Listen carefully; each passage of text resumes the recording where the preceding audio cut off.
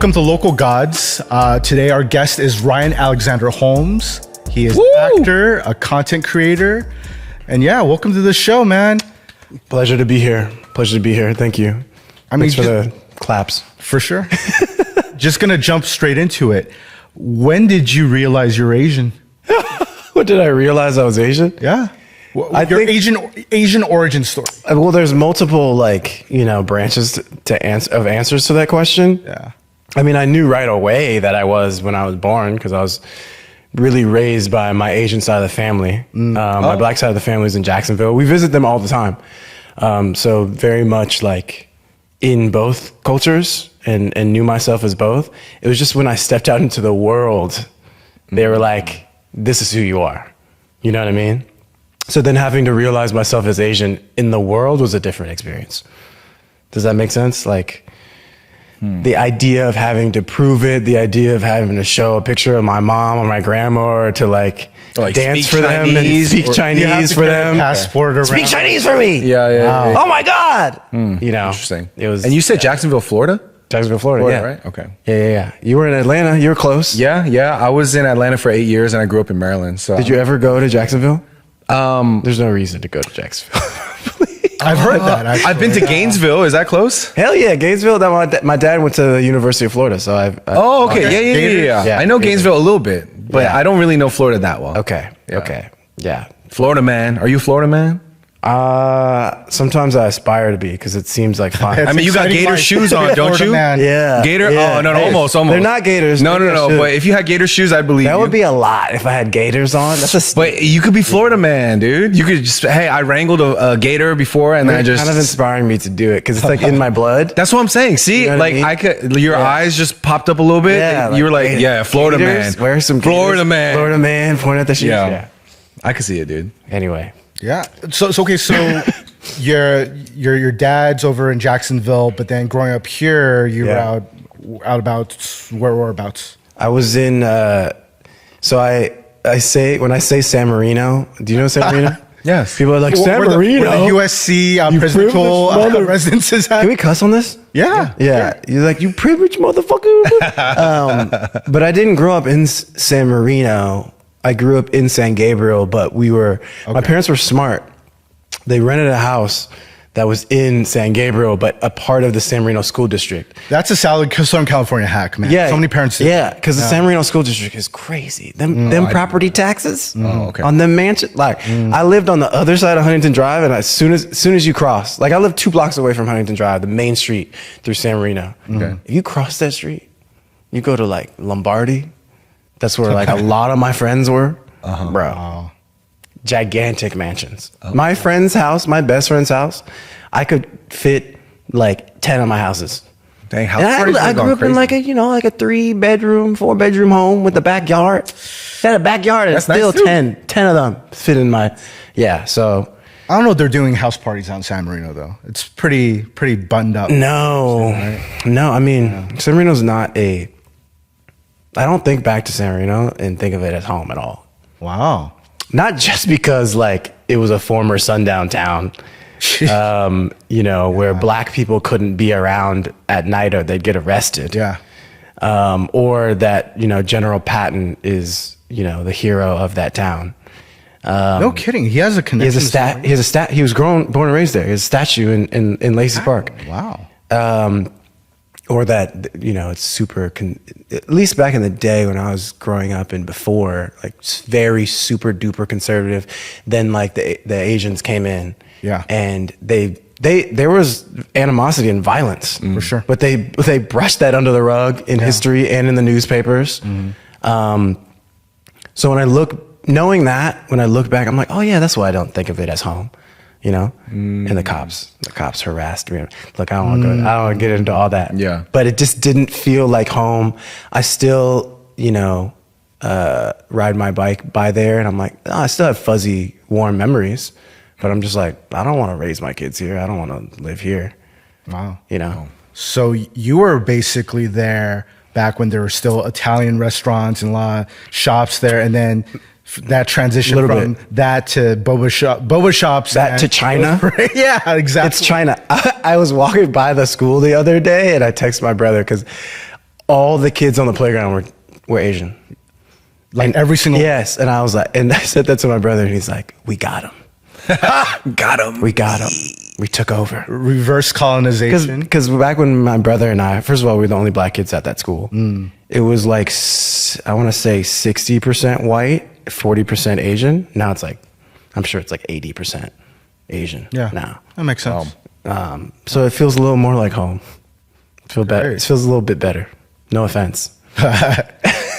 So when you say Chinese, are you saying like Taiwan, Hong Kong, the mainland? When I was growing up, mostly Taiwanese, but I think there's a lot of also Chinese people now. Yeah, but your folks specifically. Oh, my folks are my folks are from Taiwan by way of China. Same thing with my family, right? Yeah. Yeah. So I would, like, when I was a kid, I'm sure it was true for you. Yeah. Saying that you were Taiwanese or Chinese was basically interchangeable because the wave of mainland immigration didn't arrive until really the 90s, and really it didn't feel until the 2000s. Yep. But if you were to ask my dad, for sure, he'd identify as Chinese. So. Wait, your dad would say Chinese? Yeah, well, even though he grew up in Taiwan? Yeah, both my parents were born and raised in Taiwan, but then my grandparents on both sides are from different parts of China because they were part of Chiang Kai-shek's defeated military that was forced to go to Taiwan. But like, if I say I'm Taiwanese to my grandma, she's like, no. Yeah, no. I don't think my grandparents...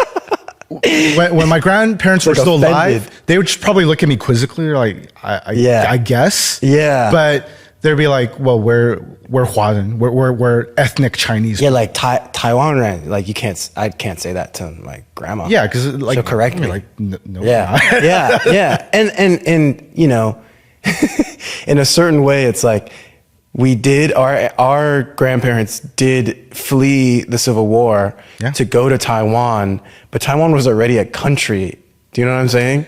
They had been occupied by so many, by Japan, you know what I mean? But like, they also had people that were there, and they're looking at like our grandparents coming there and like, who are you? This is our country. Yeah. The politics and the history is so weird because I think like Taiwan has a long history of like whenever the conquerors would come in, they'd be like, oh, yay. Yeah. And so like right after World War II, there was a lot of that too. We're like, oh, great. We get to throw off the shackles of the Japanese. Yeah, get out of here, Japanese. And then all the stuff happened with February 28th and all that. So they're like, come here, Chinese people that lost the war. Because I feel like they don't have a military. They didn't have the power.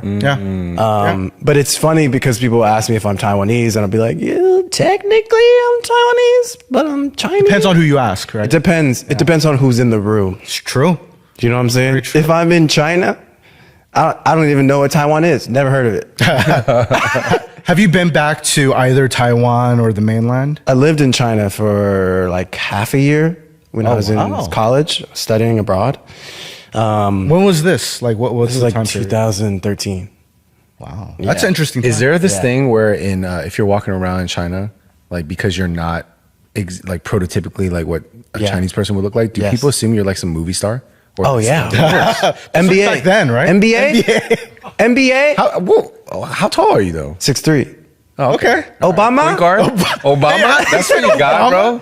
You ain't getting no Obama. I did. Really? Because you're light skinned. Not because they actually think I am Obama. I know. Oh, they're just... You know what I mean? But they're like, Pharrell Williams. That's tight. Wait, that's amazing. You're getting like the most famous people on the planet. Dude, Pharrell at that time was like on billboards in China. Yeah, true. For sure. Yeah. And I was like, when I went to a modeling agency to see if I could get signed and like work. And I went in there.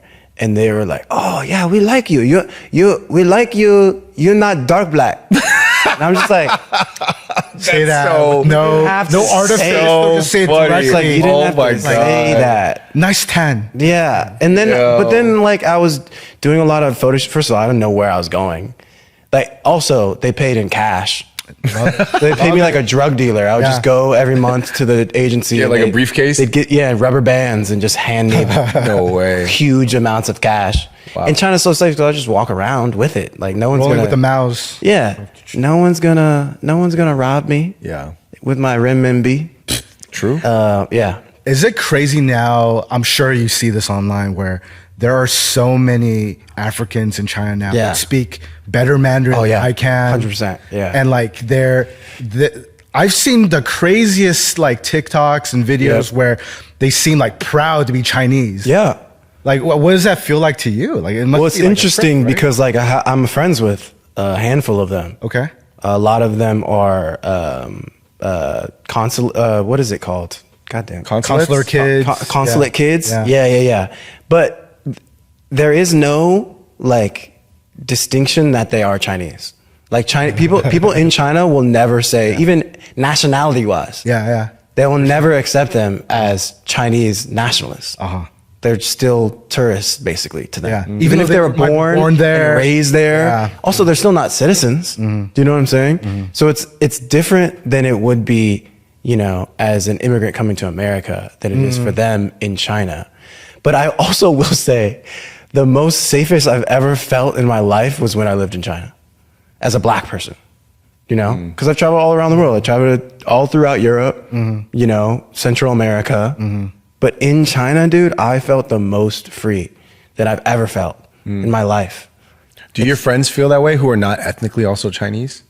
What do you mean? Like your black friends? Oh, like, black friends that aren't Asian. Yeah, that are not ethnically Asian. Do they also feel really safe in China? Absolutely, dude. Yeah. My black friends have told me similar things traveling in Asia. Yeah. So it's interesting you say that. I never really thought of it as like, I never thought about it. Yeah, it's because in America, dude, like, first of all, race is something that's always talked about. Also, the history of America. We were enslaved here. Yeah. You know what I mean? And the system, like, as much as we say it's changed, it's changed. We're not enslaved anymore. But when the foundation of your country is that system of exploiting the most vulnerable people in the population, which is still happening today, you still feel that every day. Police brutality. Like, I'm not going to go down the list. But it's like long list. A very long list. You don't feel safe as a black person here. Do you know what I'm saying? Yeah. But then when you go there and you realize that you don't have to like have that weight on your shoulder or like constantly have to make sure that you're okay. And when I was there was like no black people there. There was no even like community of black people there. I still feel safe. What city were you in? I was in Shanghai. Oh damn. Oh, okay. Shanghai. Yeah. So I think it's just kind of ironic that like the most free I've felt as an American, as an African American, was not in my own country, and not in a country where people look like me phenotypically. Yeah, you know. I mean, so much to say about that alone. But I think one of the reasons why we wanted to bring you on is because a lot of your content deals with those interesting, like the in-between moments and the complexities of being multiracial, of having to deal with different groups that are minorities in this country, but are majorities in other countries. Yeah. And you kind of remind me of, there was that first Ronnie Chang special where he said that Asians were like the referees of the race war in America. I feel like, do you feel like you're in that position a lot yourself as a referee of sorts, or even like a adjudicator, a judge for Asians, like a mediator, arbitrator, to a certain extent, but I don't take it on as like a badge. For me, I'm just like, how can I learn about myself, and by learning about myself and not judging my story or feeling bad about it, but just understanding it as a human story and then sharing it from there. Do you know what I'm saying? Like, I'm no better or worse than first of all, anybody in the world. I do have both my cultures, and I also don't take sides between those cultures. I experience them both fully. And so how can I talk from that place? Because sometimes people don't talk from that place. Yeah. Because you're not 50-50. You're 100-100. I say I'm 100% black, 100% Asian, because if you don't define yourself, the world will define you. True. And I'm not leaving it up to the world or society, especially American society, to define who I am. I mean, but there was a time where, you know, so many apps on social media, so many apps. They come in all shapes and sizes. But, you know, as a black and Asian person, I was very vulnerable in the beginning when I started making posts and they were going viral, where, you know, a black person would say, like, you're not really black. Like, you can't speak as a black person. Wow. And I take that to heart. And I would think that my black community thought that way, when really it's just one isolated person that happens to be black. And so I realized that I was perpetuating a stereotype. I was perpetuating and projecting this idea that this one black person speaks for the whole race.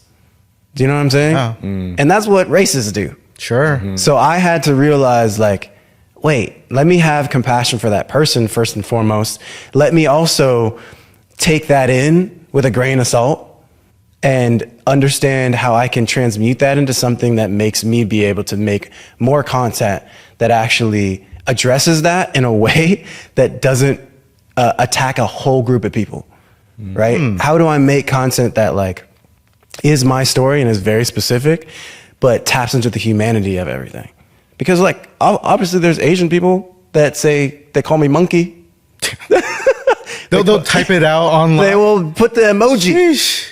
Or they'll attack, Believe it. like, my like, someone said, like, they saw me with my mom and my like dad and my family, and they're like, Chinese bloodline ruined.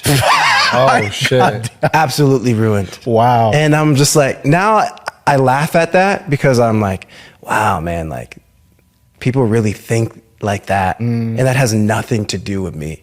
Sure. It has nothing to do with me and my family. That's just an ideology that has hijacked their mind. What was it like when all the Stop Asian Hate stuff was, when that went down? Was it busy for you? Oh, very busy. Most busy? That's when I started. Oh, wow. I started this is the in reason 2020. It was the reason why I started. I made a post on subtle Asian traits.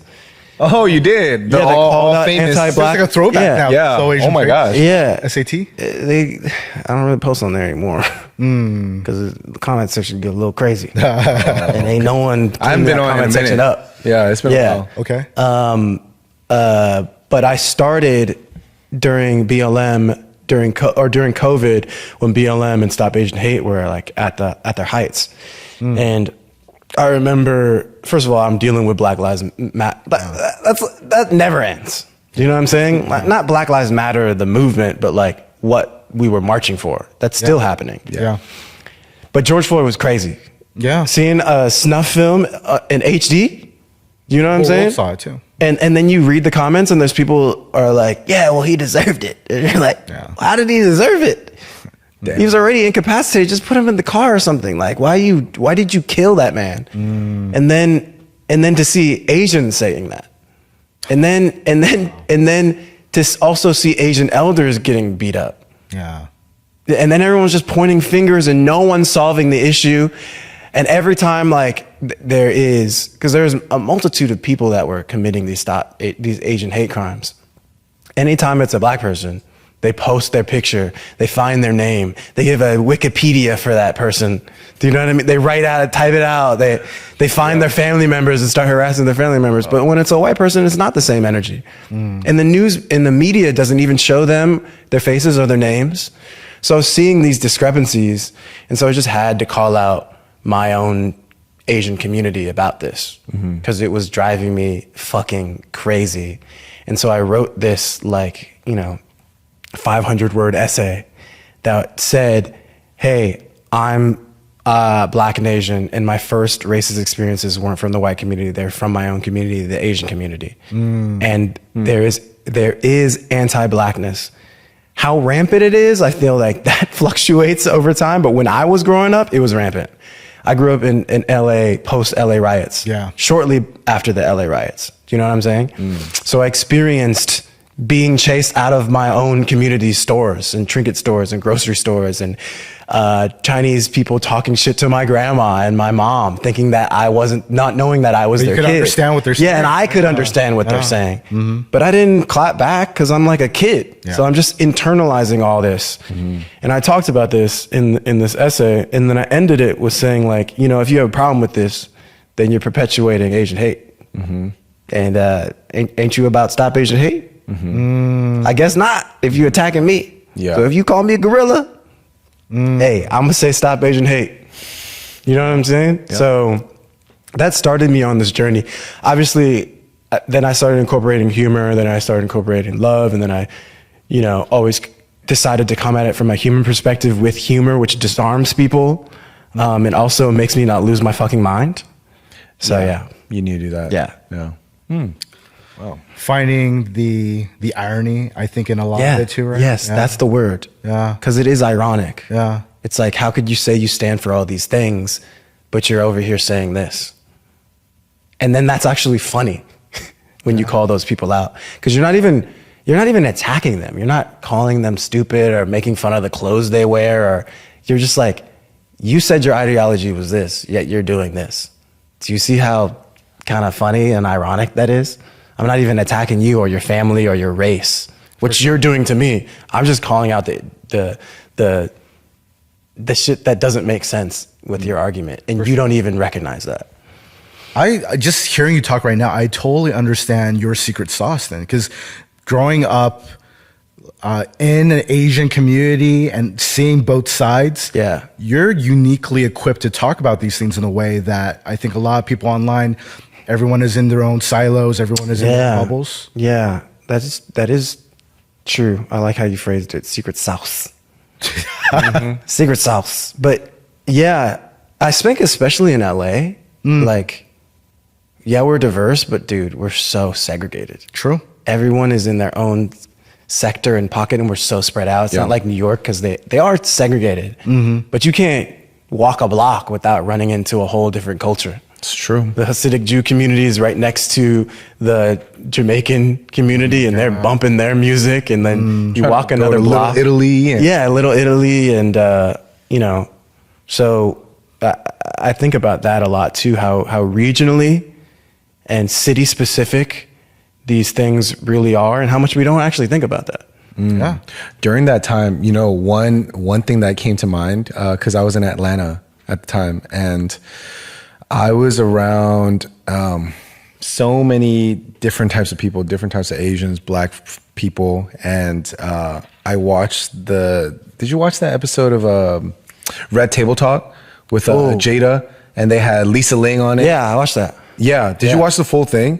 I think I did. A while ago. There's this one part where the grandma was talking about, they were all frustrated. There's tensions, and they're trying to, show compassion to one another, all that stuff. Regardless of how you felt the talk went, I thought what the grandma said was interesting. So she was like, I don't think Asian people are friendly. Or she said something like, I don't know if Asian people even like me. Yeah. And then Lisa was like, why? Yeah. She's like, because when I'm at the airport, when I'm in a grocery store, I say hello to a Chinese lady. Exactly. And she don't talk back to me.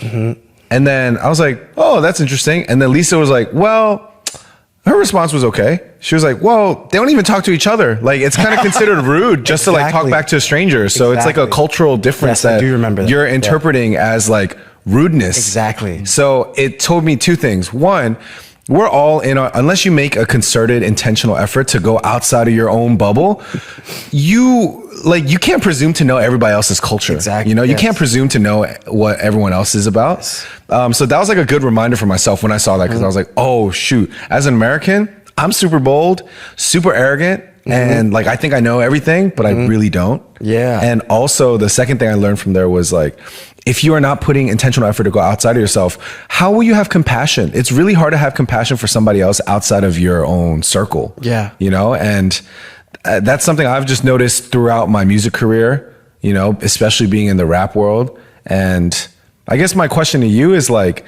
being in this like tension or in between various worlds, like what's something that you're constantly having to like remind your Black friends or your Chinese Asian friends, or is there something that you find yourself like you uniquely know and you're like, damn, I gotta be the messenger of that, I gotta remind people this? Do you have one of those? Yes and no, because that's attached to ego. I feel like thinking that I'm the person that needs to tell them. I can sort of talk about my experience and sort of tell them like, oh, this was my experience, what has yours been? It's always a conversation. It's never, hey man, that wasn't right. Knock it off. Yeah. You need to do it this way. And let me tell you how you're ignorant and I'm smart. Yeah. True. You're not going to build a connection that way. Yeah, the connections are built through, honestly, sometimes you don't even talk about this. You talk about something completely different. You gain rapport. You gain understanding of like what's important to them. And it's always like family, and it's always like hobbies. You get them talking about that, then talking about the other stuff is easy. But if you start talking with race first, and you start talking to them from a deficit, saying these are the things you don't know, these are the things I know, let me teach you. It doesn't even matter if it's race or not. You talk about like cars or something in that way. You talk about clothing or fashion in that way. No one's gonna be receptive to that. True. So it always starts with the connection. And I love Lisa Ling. She is a friend of mine. Oh, wow. And I remember being on a panel with her, and we were talking about, we're talking about the Asian community and culture and race. And she asked the audience, and this is like, Daniel Wu was there too. He's an actor in Hong Kong. So like Some of the biggest Asians on that stage. So like most of the people were there for him. They're like Chinese nationals. Yeah. It was at USC. And I remember Lisa Ling was like, listen, all you people in the audience, raise your hand if, in your family, like your family members or your friend groups have said negative things about black people. And everybody raised their hands. And I was like, oh my God. Like it was a validating moment for me, because I was like, oh, all those feelings I had were real. Because like, look, we're Asian. We're non-confrontational for the most part. Yeah. And you don't say things like that to anyone's face.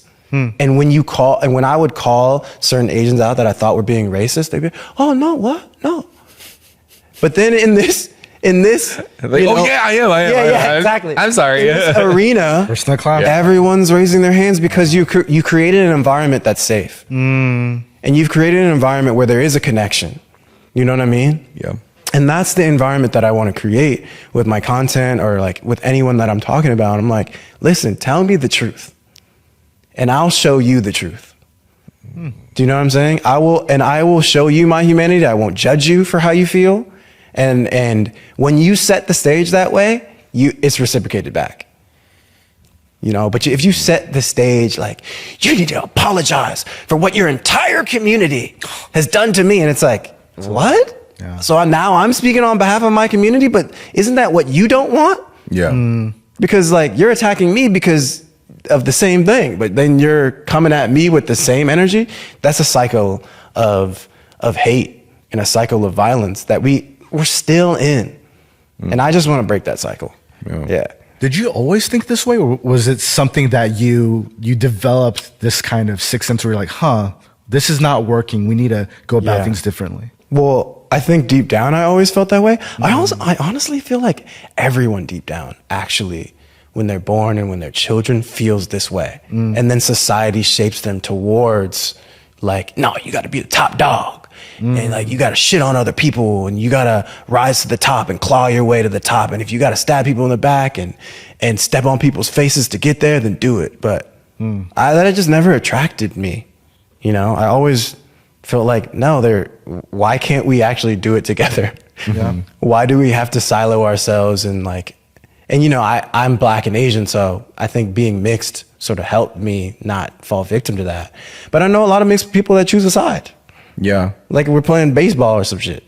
You know what I mean? Shirts and skins. Pick a team. Like, you don't have to pick a team. There's no real teams. Yeah. But I also understand that it's safe. It feels safe, and maybe it is safer to pick a side, because now you don't have to think about that shit anymore. Yeah. And now you're just like, no, I'm black, or I'm Chinese, or I'm white. But our society, especially America, is hyper sensitive to that. And so I have compassion for people that do that. I just want to awaken them to understand that like it is a decision that they're making. To understand that it's a decision that they made. Right? Like, because a lot of people are just unconscious of that.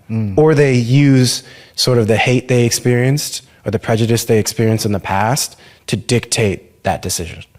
Like, oh, I'm black and Asian, but the Asian community treated me this way, so I don't fuck with them, I'm black. It's like, so you are allowing like isolated experiences with certain racist Asians to decide the your entire viewpoint of what the Asian community is, and to turn your back on your own people to pick a side? That doesn't make any sense. Yeah.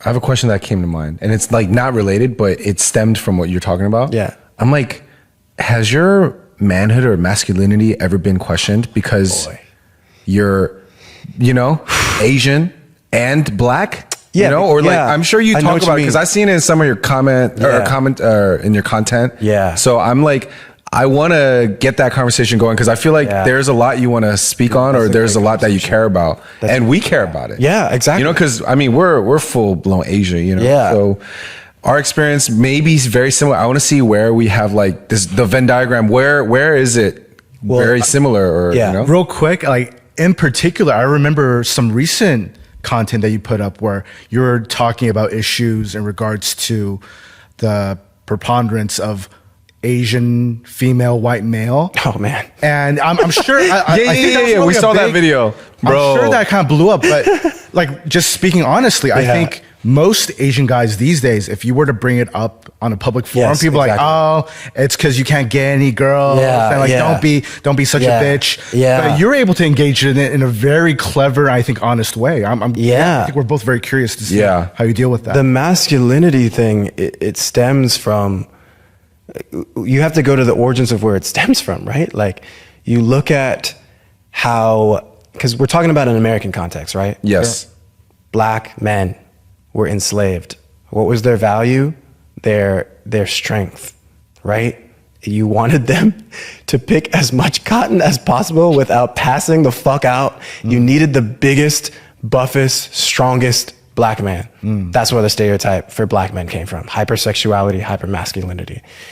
Then with the Asians, Asian immigrants are coming to America to fill these jobs that they need, the economy needs, and they're letting them in on purpose. The government is, but they're like, but we don't want you to propagate. We don't want you to. We don't want more of you. Consummate with the female of your species.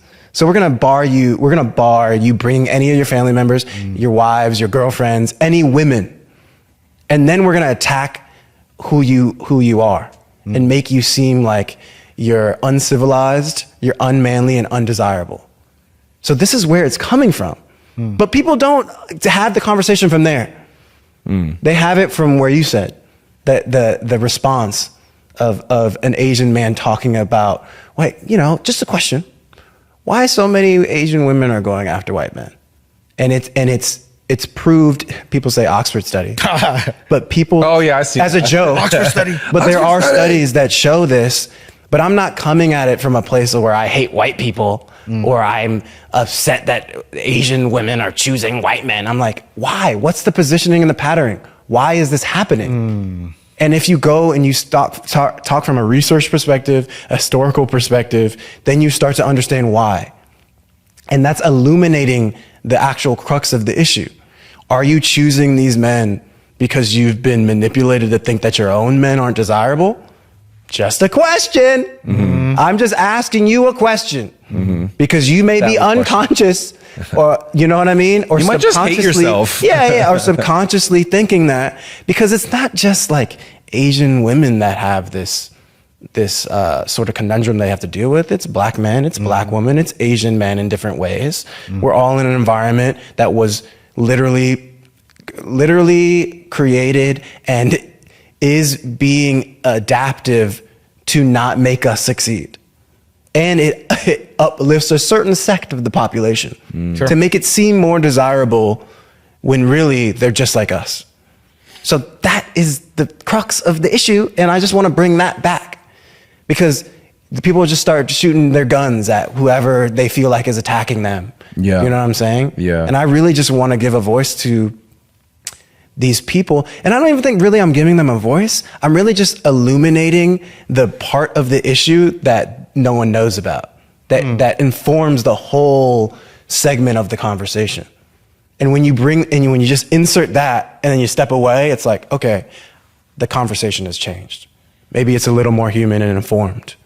Maybe it's bringing people more together and they're not talking about the animosity, they're talking about the origins, and it changes the whole flow of things. So much of this is about tone, because it reminds me of how like the way you say things matters so much. Oh my God. Yeah.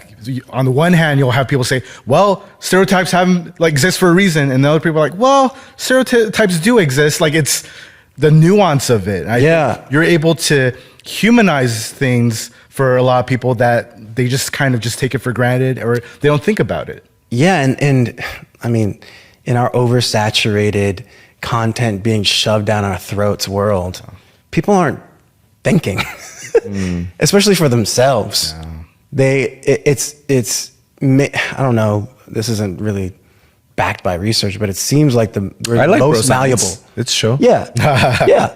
It's bro science. Yeah. I feel like we're at a time where we're the most malleable and the most sort of manipulatable because we are just mindlessly scrolling on TikTok and Instagram, and someone will say something and it'll sound smart, and we'll be like, that sounds like it's true, but there's no backing, there's no research, there's no data. It's just like, oh, you connected the dots in a way that seems clever, so I believe you. Yeah.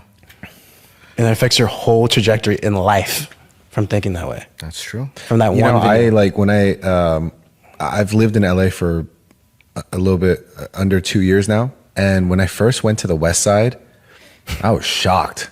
Oh yeah. I was like, damn, there's hella white dudes with these very beautiful Asian women. I'm like, oh my God.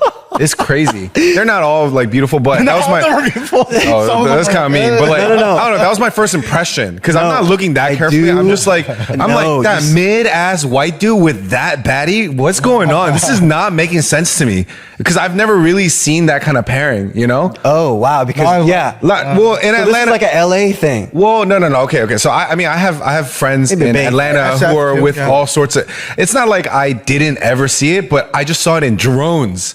Like every couple that passed me, I was like, mid white dude with a baddie, Asian girl. Oh my God, what's going on? It was like that. Yeah. You know, it wasn't just like some, anyway. Yeah. Because I saw it all the time. I was like, dang, man, like what kind of girls can we get, man? You know, I started thinking that way. And I was like, your villain arc. The villain arc kind of, I mean, you know, there are a lot of reasons why the villain arc happens, but maybe we'll get into it another time, huh? Yeah. But I know what you mean. You start to see these patterns in society and you're like, wait, I'm seeing this a lot. Like there has to be a reason or this is real. Like I experience this every day. I think that goes back to what we're saying, like the origins of why that is. Yeah. And, you know, okay, I'll give an example. Like when I first started modeling, there was no people of color. I was a complete token. And the idea of Eurocentricity was at such a high peak during that time. You still had Tyson Beckford and like Naomi Campbell and Tyra Banks. Outliers. That was it. That was it. And so, you know, anytime you talk about representation, they just throw those names in your face and be like, shut up. You know, this is back when the Nike website was like white. You go to the Nike website now or the Jordan website now, Asian, Mexican, Black, mostly. You know what I'm saying? United Colors of Benetton. Yeah. So when I would go on modeling jobs, it would be just me and a bunch of white dudes. And I was like, subconsciously, I was like, okay, how do I get more work? What do I need to look like? And then I wear more polo. Looking back, I'm like, damn, I was looking at pictures of white dudes posing and like looking at how they sort of did their careers and trying to model myself after that. And then I started looking at my own face and I'm like, oh, I don't really have the same features. Like, do I need to purse my lips so my lips are smaller when I take photos? Okay. Like, hey, really that's though? Very valid. I never even thought someone else's. Do you know what I'm saying? Yeah. Or do I need to stay out of the sun a little bit longer? Because like, if I get dark, then they're not going to want me because I'm not like these white boys. Right? So it makes you hate yourself. Yeah. It makes you think that like who you are, like things that you can't change are not enough. And it makes you want to change. And I think, you know, with the advent and the popularity of more plastic surgery, you're starting to see that a lot. You start to see like this archetype of a woman. Like, you know what I'm saying? Looking like a Kim Kardashian, and everyone Kylie wants Jenner type. They want to get the lip filler and then the Botox. And then you're like, there is like an archetype that you keep seeing. And like, that's not beauty to me because it's fake. Yeah. Where did that come from? And it comes from the same place that I feel like, you know, I was battling when I was modeling. And honestly, that was the most unhappiest time of my life, was chasing after this idea of something that's not me because I thought it would give me more work, you know? And I think that's also why I gravitate so much towards content creation and sharing my story from a human perspective, because it connects me to people of any race, any gender, any color. Do you know what I'm saying? Which is like, I'm kind of compensating for that time. Sometimes, like, partly my childhood where I felt like I didn't have a community, and then also my modeling career where I felt like I wasn't enough at all, and I always needed to fit this very specific box that I never actually got entry to and never will, and now I don't care about that. Do you know what I'm saying? Yeah. Is there, when you want to search for inspo for yourself, or whatever kind of your looks, content, whatever, what you said before when you were modeling, you were looking at, you know, a bunch of white dudes as your inspo board. Yeah. How has that changed nowadays for you when it comes to, you know, everything that you do? Is it, you know, is there something you're looking at more now of, or? It's just being more conscious. Like, now I can I can look at the same images, but not make myself think that I'm not enough. Do you know what I'm saying? Because I'm conscious about it. Or on my Pinterest board, I'm like, there's a lot of white people on my Pinterest board. I need to diversify. So you just look at Asians and black kids. Then I'll go to Asians and blacks and start liking those, and I'm like, oh yeah, no, this is great. The algorithm is pumping out what's popular. That's tight. It's why. So you have to be conscious all the time. You know what I'm saying? So yeah, it's like it's calculated, but it's also coming from an awareness of like, no, that's how the system is. And whether or not I accept that, that's what the system is. So how can I take steps in order to see myself reflected and uplift my people, but also in a way where I'm also touching everybody. Do you know what I'm saying? I'm also accessible to everybody, but not at the expense of kowtowing to the system or erasing myself. And that's a dance that I didn't think that was possible until I started making content.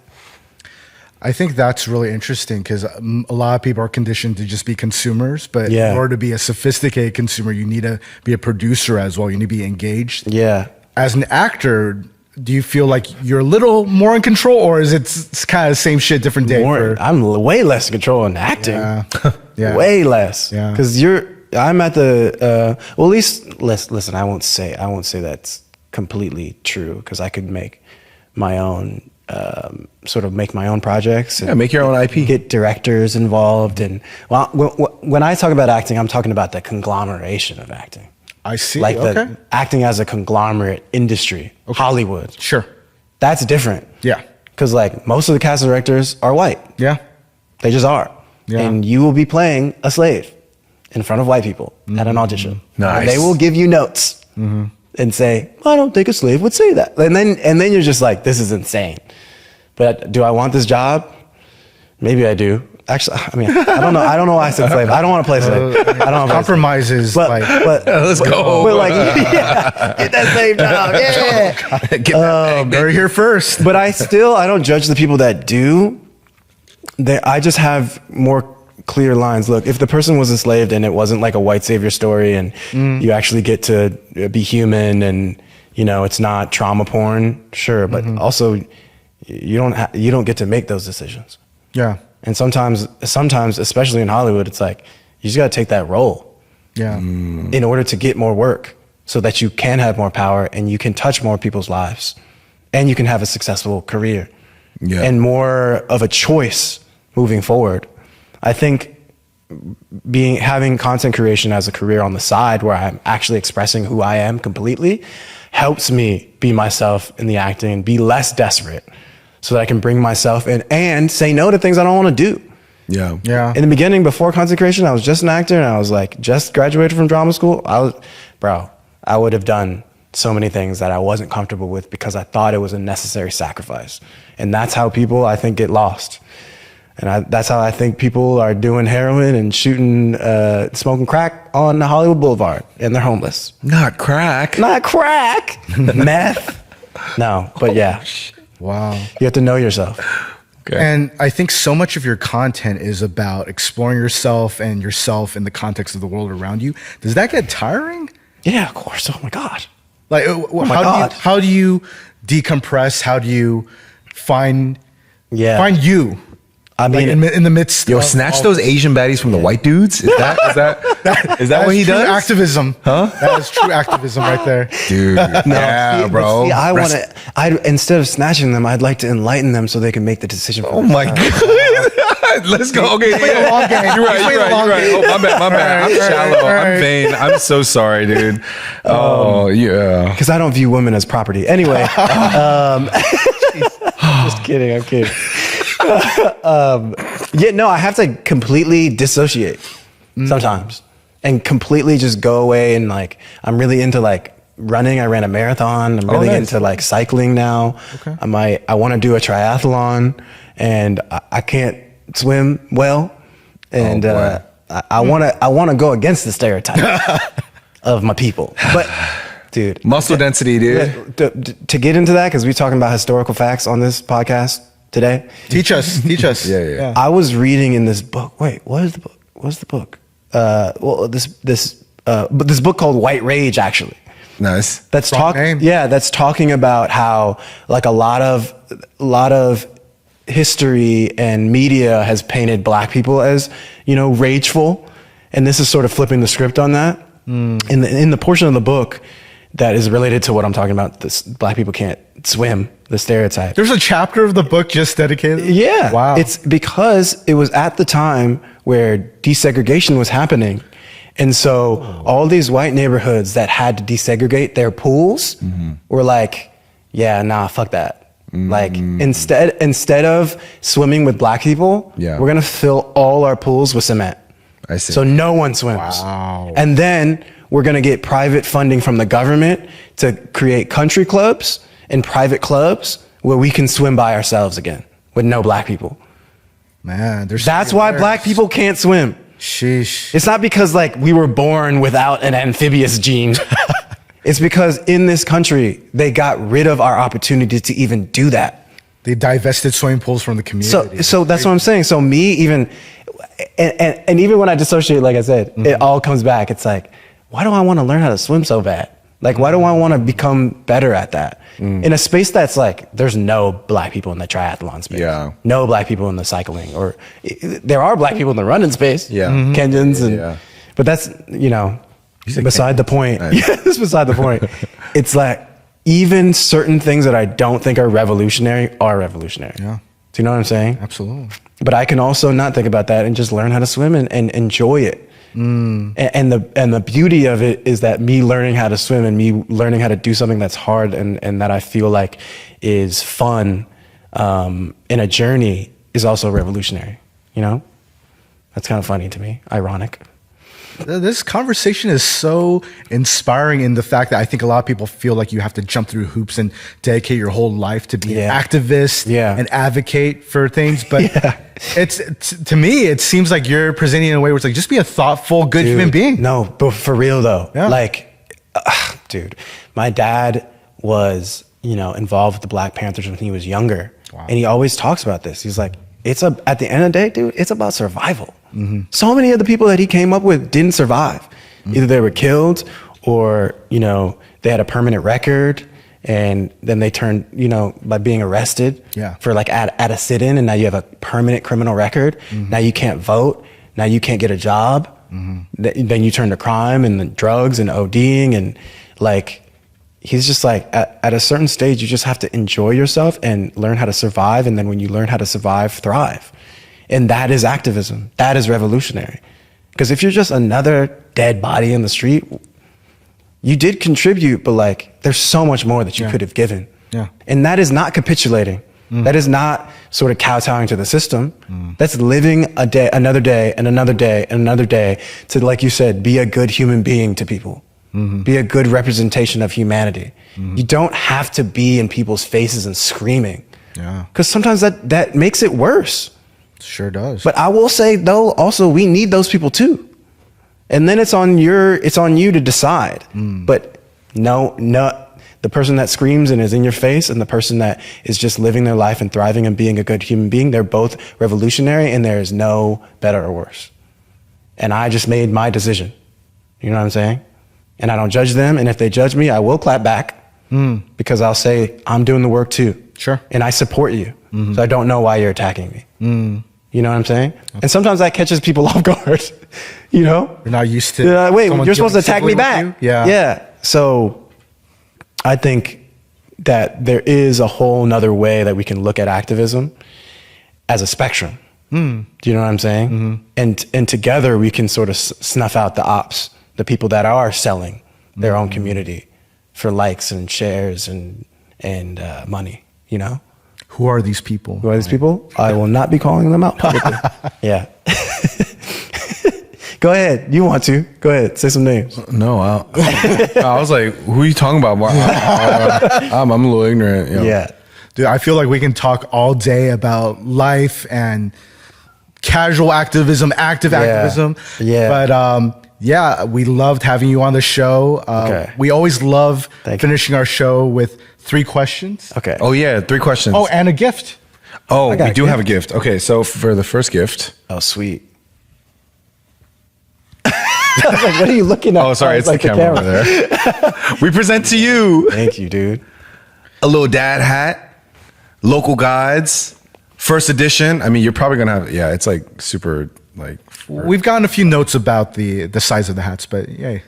First Okay. edition. Look at that. Wait. Hey. Hey, Fire. looks good. Dang. Fire. Makes it look. Yeah. Yeah. Wait, Nice. the camera's right There you Kinda go. works. There you go. That works, bro. Yeah. Nice. Well, truly, you are a model, huh? Hey, that's nice. Make it look good for us. So you've mentioned it before, but the question is, what area or where do you consider home? Wherever my family is. Okay, your family? Yeah. And Wherever which they is are in the world. currently Florida? Or I mean, that's where you grew up? Jacksonville. No, I grew up here. No, you grew up there, Oh, but yeah. you were in Florida. Wait, why did? Florida. Well, that's my black side of the family. Oh, correct. So where? Jacksonville's home. Shanghai is home. Oh. Los Angeles is home. The Bay is home. Wherever my family is. So since we're in LA, Los Angeles, okay, we also like to ask, where's like, if someone's visiting, LA, where's a food spot or like a spot you love to go where you're like, if you don't go, you're missing out. We're not going to Hollywood. No, We're not. We're not going to San No one said Francisco. that. Go to I wanna go to Hollywood for man. food. We're not No. going Bottlenecked. to Hollywood Traffic or sucks. Santa Monica or West Hollywood. Thank you. We're going to the SGV. Nice. Okay. That's where we're going. Is there a restaurant out there you really love? There's several. Give us one. G-Rong. G-Rong is the spot. Peking Duck. Peking Duck there. Okay. There is Newport Seafood, which sounds like it's in Newport, but it's not. It's in the SGV, and it's a Chinese restaurant. Okay. There is Henry's Cuisine.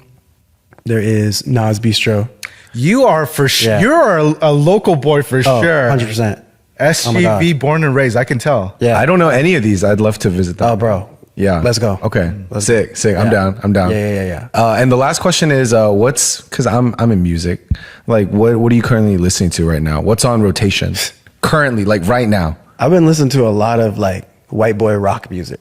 Nice. Like Recently. who? Like who? Like there's an Irish band called Fountains DC. I listen to them a lot. I've never heard. And what's of them. crazy too, I was listening to one of their songs called I Love You, and it's literally about them leaving Ireland to go to London and how they feel like they've betrayed their home. And this whole song is like talking about all the revolutionary aspects of Ireland fighting for their freedom and how ironic it is that they left to go to London to pursue their dreams, but they still love Ireland, even though there's so many problems, even though there's the two-party system that has historically tore the country apart. How they lost half the country to the UK. And when I'm listening to that song, I'm like, damn, this sounds a lot like the American, and specifically like African Americans dealing with, a system that is oppressing them purposely and exploiting them. Damn. But also I listen to a lot of like Chinese R&B, and I was listening to a lot of K-pop, but then when all the like unaliving that has happened, all the suicides makes me view the industry very differently. And it's harder to listen to that, knowing that like in a lot of ways, sometimes I'm contributing to that culture. I still listen to it though.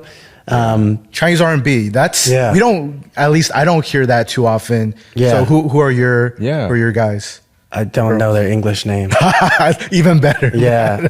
I mean, Taiwan or Hong Kong when it comes to Chinese R&B. Taiwan is China's coming up. China's music scene in the past like 5 years has changed so much. I know we're about to end, but I also wanted to talk about like cultural appropriation. Okay. Because I feel like it is a fine line. Sometimes it's not. But I remember going to a concert. I'm not going to name any of the artists, but going to a concert of Chinese rappers and having like an out of body experience because I was jamming to this. And you've been in Atlanta, but it was trap music. Yeah. And the Asian dudes on stage had like dreads and like cornrows, but the music sounded good. But then I was like, yeah, but it just sounds exactly like a copy of Atlanta trap music that they didn't put any other spin on other than the fact that like they're speaking Chinese.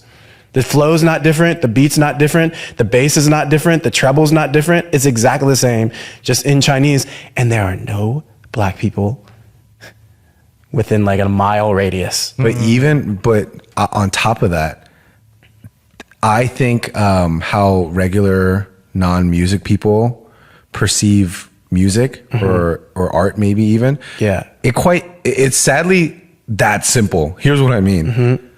That's an example of taking literally the same exact thing like Future or Lil Baby or whoever is doing, but doing it in another language or putting another face to it.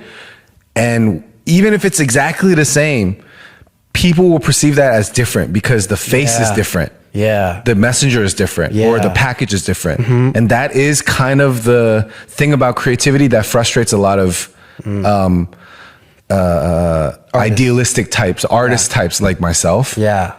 And I've learned to like kind of get over it, but that is kind of what I think of when you say that. Cause it's like, for them, they're like, you know, even if there were black people there, even you were like, kind of jamming out to a little bit. You're like, it's a product. Good enough. It's a product. Yeah, it's a product. And I think as a content creator and an actor, I see that too. It's like, they're packaging products that have already been successful. Why reinvent the wheel? Correct. This already has sold.